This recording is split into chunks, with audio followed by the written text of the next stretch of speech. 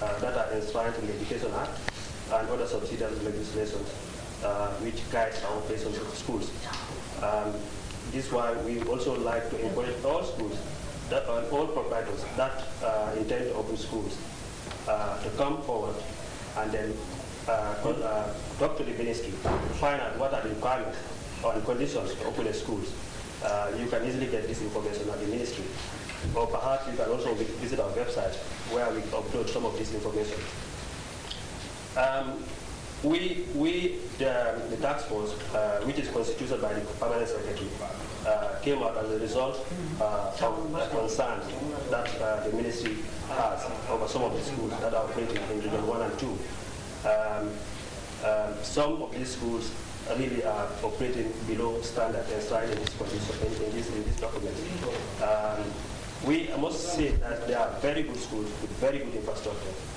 But then on the other hand, there are schools that are way, way below standard, apart from operating illegally. So this task force was constituted to go around and then look for those kind of schools that are operating illegally and do not meet the standards stipulated in our regulations. We were able to do that, and then we virtually visited all these schools, which are about 193 schools in Region 1. Currently, we have concluded that of Region 2, and we are working on the report. Out of these 193 schools, we found 66 schools that are unwanted. I mean, the conditions that they are operating is very, very undesirable. Maybe I should define what the schools means here. If I say 66 schools, we are counting them according to levels. You could have a school which have 1, 2, 3 levels. And if we close any of these levels, we count it as a school. For example, there are schools which are nursery schools, or ECD, you want to call it that way. There are schools with lower basic, there are schools with senior basic, senior secondary schools. So if any of these schools do not meet our requirements, we close it and then we count it as a school. So during our verification, we found out that most of these schools do not have license to operate, and they are operating illegally. But that may not, okay, it is a problem. But for the ministry, our main concern is schools operating below standard. We are very much concerned about that. We found out that some schools, apart from operating illegally, the condition they are operating is very, very undesirable. We found schools operating in unfinished buildings. We found schools operating in shops. We found schools that are operating in churches. We found schools that use the veranda and then convert them into schools. And I've even been to a school where there is no toilet facility and there is no water. So it's difficult for the ministry to accept this kind of schools operate in our environment. And as much as we want the private sector to help us, we work together with the private sector to provide education service to the Gambians, we want everybody to stick to the rules. And this is very important to us. Like I said, the schools that we are closed were about 66, and when we say closed, maybe I need to clarify here for the people who are watching. Closed here does not mean that schools are closed permanently. We close your school, we will write to you, and then give you the reasons why your school is closed. And then now it's up to you as a proprietor to look at those issues that are raised in your report. If you are able to address them even today, you can write back to the ministry, and then the ministry will dispatch a team to go and then verify if everything is in order. The next day we will issue you with a license. So it means that the ball is in your court. If we say schools are closed, it is maybe I might use temporarily shut down. So it's like no school is closed. They are all temporarily shut down for pending meeting the conditions that are stipulated in the individual school report. So this is what we said last week. We also made some recommendations because we found out that some of the schools were not also going according to the curriculum of the ministry. We are recommending that every school that is operating in the Gambia should stick to our curriculum, except for international schools, which are very few. I think we have only about 2 international schools. And that leads me to my next point. That is, if you are a school that is not international state, you should should not use the word international, and that's a strong recommendation we are also making for the management to consider. Because we realize that most schools are also using that word to attract clients. That's something we are not going to accept anymore. Other recommendation we made the ministry would have to do with the recommendation to the management, that is to strengthen monitoring, especially at the regional levels, because we found out that if we are able to strengthen our monitoring, some of these problems would not have occurred, or it may not have been prolonged. So that's something we forwarded to the management, and they are considering it. And then we also, all the schools that are given approval, we are going to prepare a certificate for them, certificate of registration.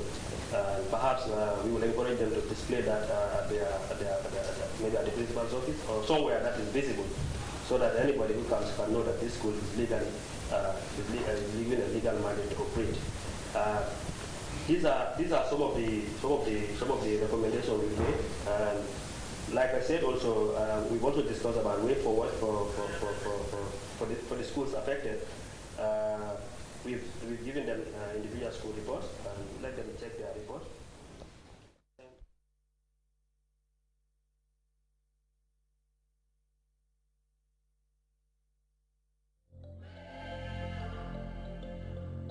This is the month of giving. This is the month we reflect upon our lives and spell the name of Allah to fill our souls with faith and love with every step we take, with every smile.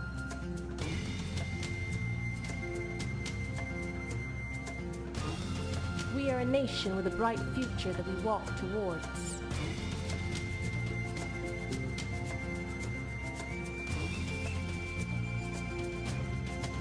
Hand in hand, as one. We are Africa.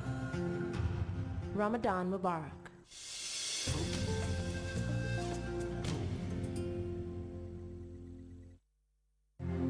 الصلاة والسلام عليك.